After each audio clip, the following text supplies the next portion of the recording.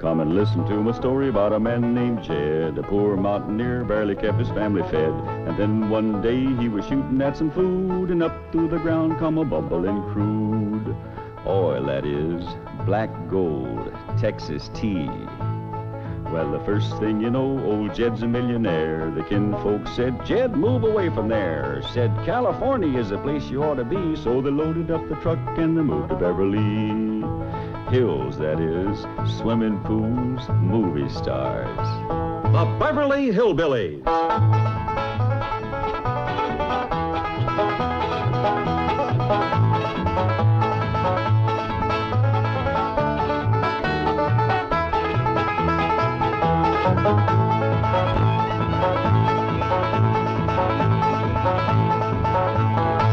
Come along and visit with the Clampetts family as they take you to their mansion in the hills of Beverly. And when they do, you'll run into a friend of theirs you've met, that good old friend with filter blend, Winston cigarette. Winston tastes good like a cigarette should.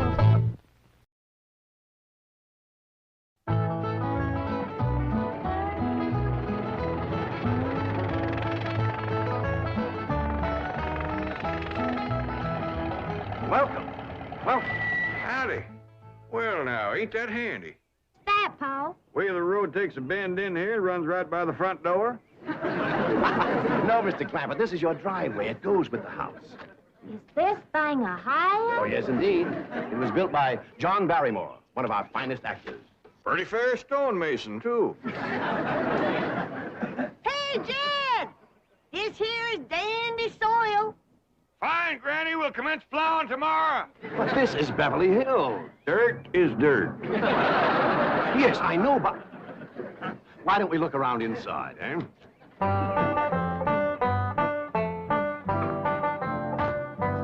Well, here we are. I hope you're going to like this place I picked out for you. It may be a trifle larger than what you're used to, but I feel a man with $25 million in my bank should live in a manner that... Come in, this is your home.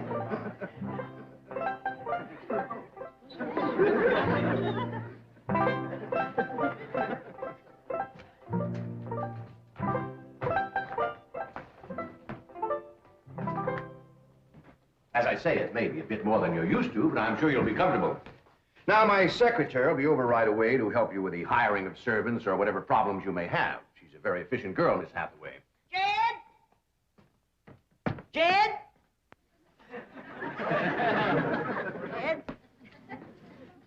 You and Jethro fetching my stove so I can get some victuals to cooking? Oh, you have a beautiful stove.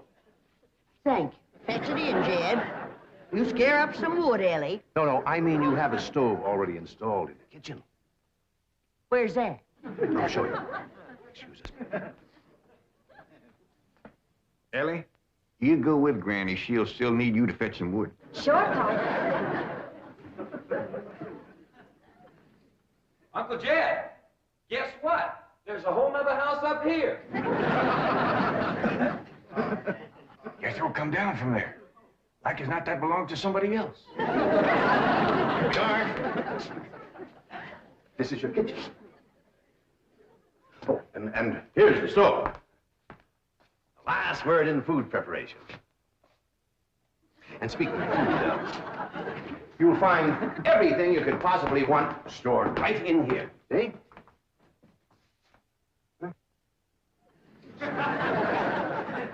Well, I'll leave you ladies to your culinary delights. Au revoir. Bon appetit.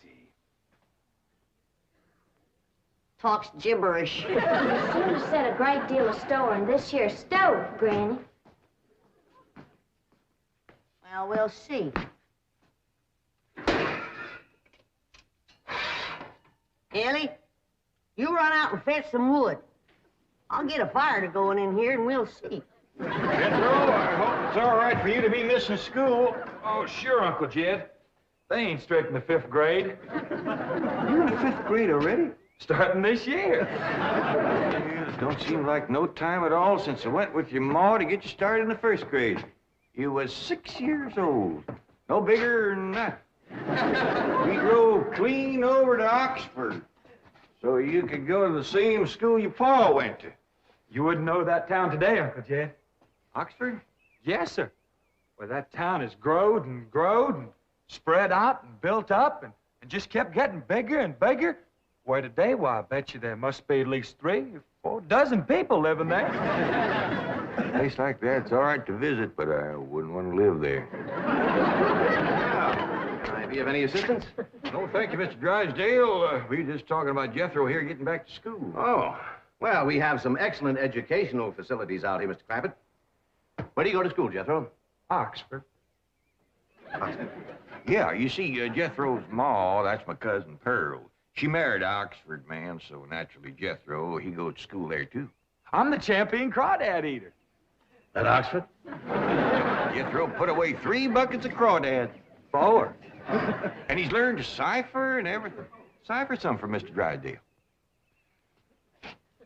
1 and 1's 2. 2 and 2's 4. 4 and 4's 8. I have to take off my shoes to get any further than that. Never mind. I'm sure we're thinking of 2 different Oxfords. You see, there's one that's very, very famous and very old. That's where Jethro goes to school. Been there since pioneer days. That's how come it got its name.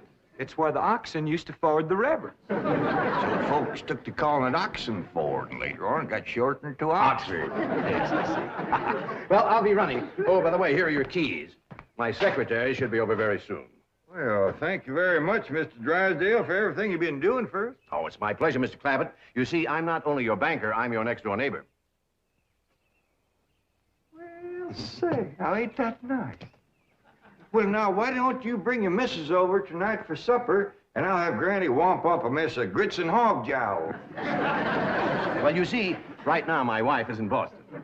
Well, that's too bad. When'll she be back? Not too soon, fortunately. I'll see you later. Hmm? Well, thank you, Mr. Drysdale. So long. Uncle Jed, you reckon one of these days I can have me a little bitty old taste of Granny's moonshine? Now, Jethro, you know the family rule about Granny's moonshine? You get your first taste on your wedding day and not before. Well, Uncle Jed, that might be an awful long time. I ain't even got me no sweetheart. How come? Why, back home, every time I get me a girl, one of them there big fellas would take her right away from me. Maybe out here in Beverly Hills. Paul, could I please have the axe? I gotta split some wood for Granny. Fetch it, Jethro. Ain't this place got a wood pile? Not that I can find, but I found a whole row of black old dead tree trunks, pretty near as high as this height. Are they kind of big for you to tackle? Well, shucks, no, Paul. They're only this big around, and all trimmed and topped and strung together with the black rope, so as no matter which one you cut, the others keep it from falling. Somebody had a right smart idea there. Just the same, I think I'd rather have Jethro do the cutting. Oh, Paul, let me. Cutting trees and chopping logs ain't no work for a girl. I'm just as strong as Jethro. You ain't neither. I am so. You ain't neither. I am so, too. You want to wrestle? Darn too. Now, here. That ain't no fair fight. Somebody's gonna get hurt. Now, yeah, you see? You're getting too rough. Jethro. A person can get crippled from a hole like that. Get up from there. I can't, Uncle Jed. You turn him loose and get up from there before I take a strap to the boot. Now, here, you get out there and chop down one of them tree trunks and saw Granny some nice logs. Yes, sir, Uncle Jed. Could have whooped you if you hadn't tripped me. Emmy, come back here and sit down. I want to talk to you. Whoop them fair and square, and I'll do it again. You won't. That's what I want to talk to you about. Ellie Mae, you're getting too big to wrestle with boys. I ain't as big as Jethro. Big that way, I mean, growed up. You're a young lady now. You gotta start minding your manners and fixing yourself up real nice and wearing dresses. Paul, folks would call me a sissy. Well, it ain't sissy for girls to act like girls. You see, Ellie, I raised you like a boy, and I was wrong to do it. I reckon every man liked to have a son, and you was my only young'un. And when your ma passed away, I just decided to turn you into a boy. By the time Granny come to help out, you was too wild to tame. By thunder, you could outrun, outclimb, outfight, and outshoot every boy in them hills. I still can, Pa. Yeah, but it ain't fitting. It ain't right for folks to go against nature. Now look at old Duke there. Reckon we could turn him into a cat? Of course not. That's right. Because nature made him into a dog. The same way nature made you into a girl. Here lately, she's getting more and more positive about it. You mean my years is growing? No, nothing like that. You're pretty. Oh, Pa. I know you don't like it when I say that, but you like it when the young fellas around here come in saying it, and they will. Only they'll probably be using words, fancy words I won't even understand. But Ellie Mae, ain't nobody can ever tell you how pretty you really are except me. You're the living picture of your mom.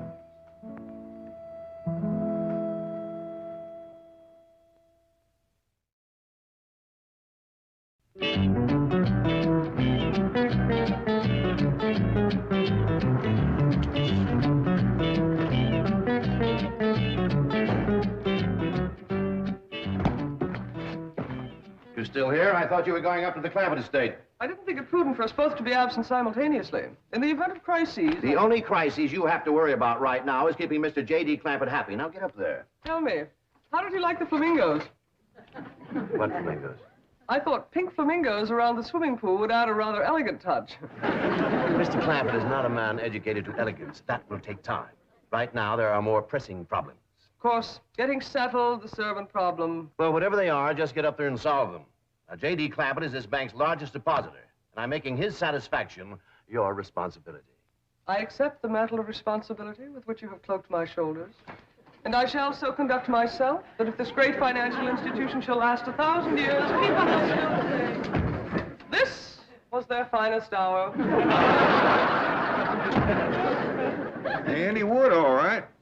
Got a lot of pitch and tar in it. Ought to burn real good. Yeah. That flimsy grate holds up. Granny, this is the top of that tree trunk. You want I should split it up, too? No, just leave it outside.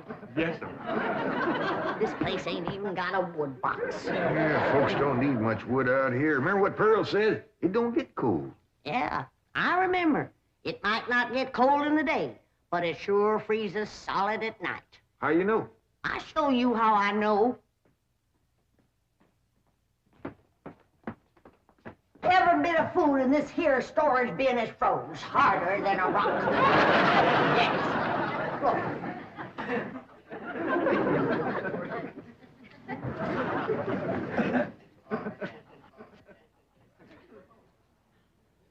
Mighty thin-skinned hog.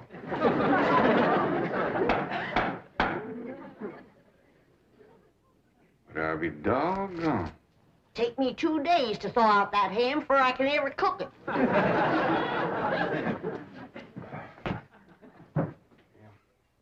People ought to know better than store food up against the north wall. Tomorrow we'll dig us a root cellar and we put all this stuff in it. Jethro, go on out there and catch us a chicken. Okay, Uncle Jed. How you know we got chickens? Place this size is bound to have chickens. They ain't all froze today.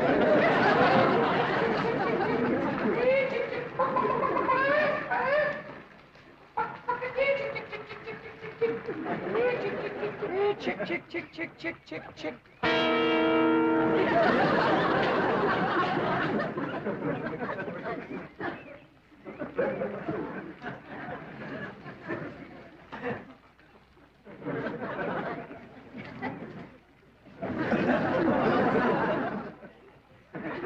I keep a chicken. Here's that bucket. You want it? You take it, Ellie. See if you can find a creek. I gotta have some water. You want a pump on this place? It ain't even got a well. Uncle Jed, Uncle Jed. Yeah, boy. Did you find a chicken? I found something.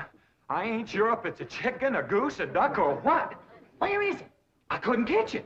That thing can outrun a jackrabbit. There ain't no goose or duck. Must be a chicken. If it is, I was right about things growing bigger out here. That thing was this high. Chicken? Ah, Jethro. Honest, it's got legs this long. Dibby's on the drumstick. Drumstick ain't much. Whoever gets that neck is eating from now on. Commences here and runs plumb up to here. Jethro, you ain't forgot what I said about Granny's jug of liquor. I ain't been at Granny's jug. You have your in first. Honest, cross my heart. Where'd you see this chicken? Down by the cement pond. Cement pond. Uncle Jed, that pond is the fanciest thing you ever did see. Why, they is steps, so's the cattle can walk right down into it and get a drink. And up at one end, there's a lady standing there made out of rock. And she's a-pouring water out of a jar right into that cement pond. Oh. Well, that's how come that big old pink chicken to get away from me. Flew right over the top of that there rock lady, landed in that pond, and swam like an otter. Just flapping them big old pink wings and hollered. What color did you say that chicken was? It's pink. Ain't I told you that stuff would stunt your growth? Miss Granny, I didn't touch a drop. You and me is going to the woodshed. Jethro, you swear to be telling the truth? So help me, Jefferson Davis. You take your hat off when you speak of the president. He ain't president no more. I'll have no Yankee talk in my kitchen. Now, Jethro, you and me's going back out there and corner that chicken. Granny, you get your fire to going. Ellie Mae, you sweep up out front and keep your eyes open for that Miss Hathaway. I'm counting on her to take you in hand and get you in the right kind of clothes. Come on. Chicken.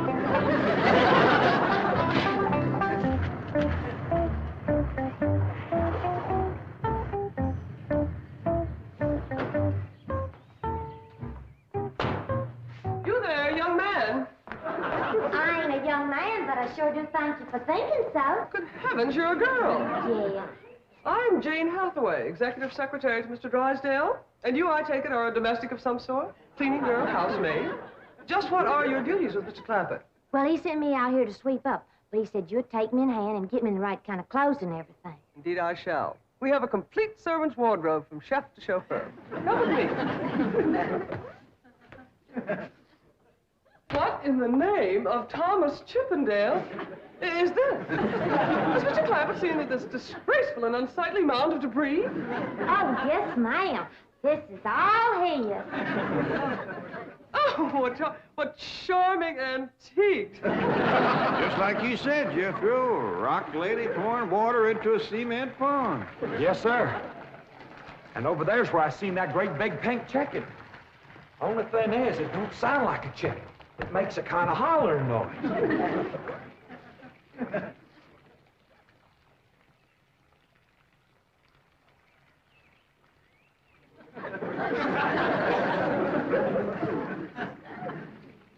Reckon you'd make a hollering noise, too, if you was to lay egg like that. Man, oh, man. That's what I call an egg. Well, you won't have to worry about food now. Wait till she cooks this.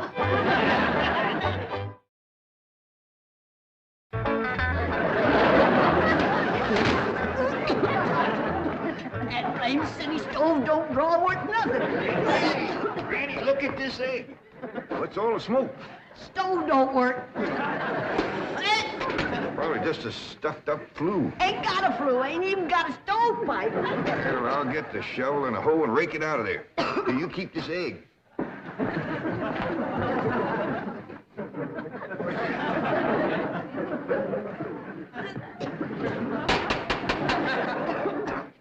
Just like everything else out here. Froze solid.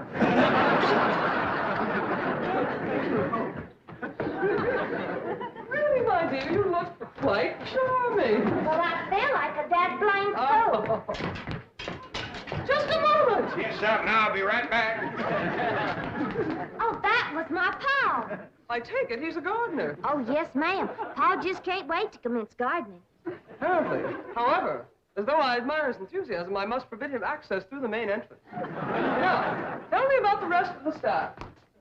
Is there a chauffeur? A what? Someone who does the driving. Oh, yes, ma'am. That's Jethro. Of course, I don't reckon he can stay around very long. He's got to get back to Oxford and go to school. Oxford? He attends Oxford University? Well, he just calls it school. Paul went to school there, too. Oh, yes. Old school time. Great pride, those Oxford men. Sorry I couldn't stop before. Granny was having trouble in the kitchen. Paul, do I have to wear this here stuff that Miss Hathaway... No, there can be no appeal from Mr. Clampetts' orders. Thank you, ma'am. Glad to see you taking the firm hand. Ellie Mae, that's right pretty. Makes you look taller. She's got me walking on pegs. We'll run in and show Granny. And get rid of those old clothes, dear.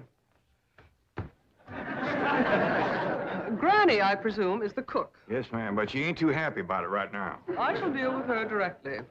Now, let's see. Maid, gardener, cook, chauffeur. Oh, I understand Jethro is an Oxford man. You bet he is. I'm quite anxious to meet him. Don't blame you. Fine-looking young feller. Single, too. And he's on the lookout for a girl. I am only interested in the intellectual rapport which I would naturally have with an Oxford man.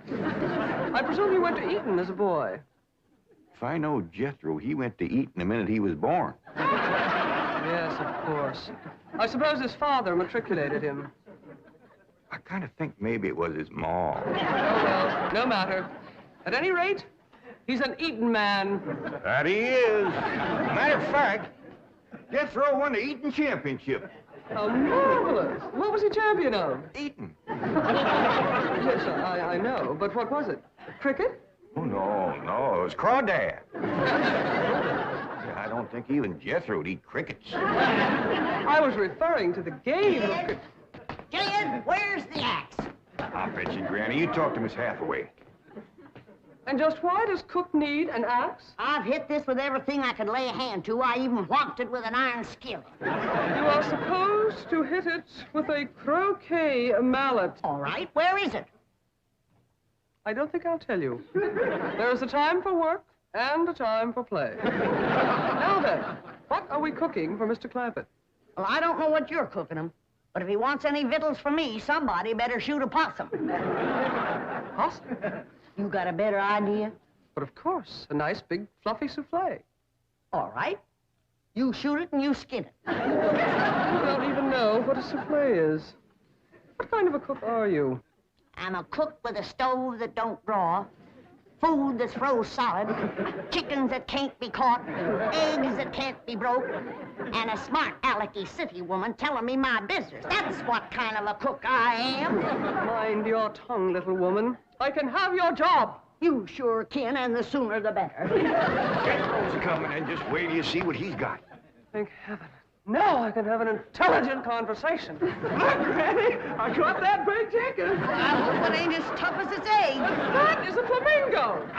Oh, no, ma'am. That's my nephew, Jethro. Jethro, say hello to Miss Hathaway. I didn't mind him. That's the big dangest chicken you ever did see. You go to school at Oxford? Yes, ma'am. I'm in the 5th grade. Stop bragging and wring that chicken's neck. Ellie Mae! Oh, stop, you barbarian.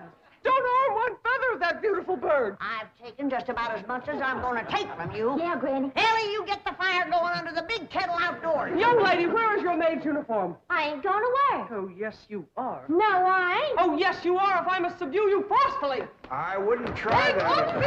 No! Tried to tell you. I'll set on her, Ellie. You get the fire to go. Now, here, Granny. Come on, let her up. Get off of her. You are discharged! All of you! Sacked! Fired! You are the most incompetent, insubordinate, belligerent group of domestics it has ever been my misfortune. Hathaway! Ah, Chief! You're just in time to help me take disciplinary action. You're fired. I've already told them. Not them, you. These people are the Clampetts. Clampett? Yes, that's right. Now go back to the office and pick up your severance pay. You're through. Now, Mr. Drysdale, hold on a spell. I reckon there's been a kind of a misunderstanding. But this little lady's been a right big help to us. Why, she fit in just like one of the family. Matter of fact, her and me is going out hunting. Ain't that right, Miss Hathaway?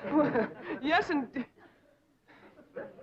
Yeah. Jethro, you can take that pink chicken back out to the cement pond. We're going out to shoot us a nice, big, fluffy souffle.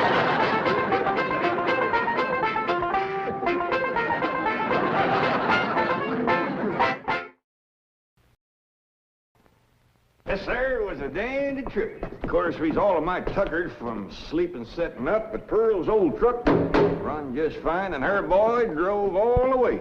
Winston? No, Jethro. Jethro Bodine. That's that big, tall, good-looking... No, fellow. Mr. Clampett, I meant, would you like a Winston cigarette? I don't know as I've ever seen one of them before. Oh, try one. Mighty good smelling tobacco. What's that white stuff in there? Oh, that's the Winston filter. But it's what's up front that counts. You mean the tobacco? Oh, a cigarette is only as good as the tobacco that's in it. With Winston's filter blend up front, it's like money in the bank. You're going to like Winston's. I reckon I'll decide that for myself. Yes, sir.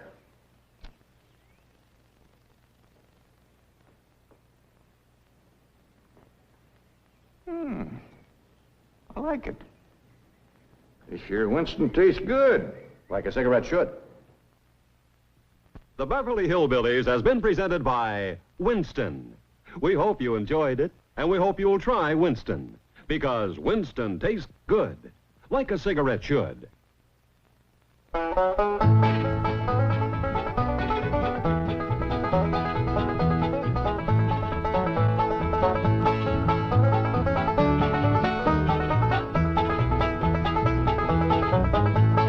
Now it's time to say goodbye to Jed and all his kin.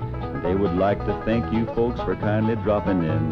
You're all invited back next week to this locality to have a heaping helping of their hospitality. Hillbilly, that is. Set a spell. Take your shoes off. You all come back now. Here? This has been a Filmways production.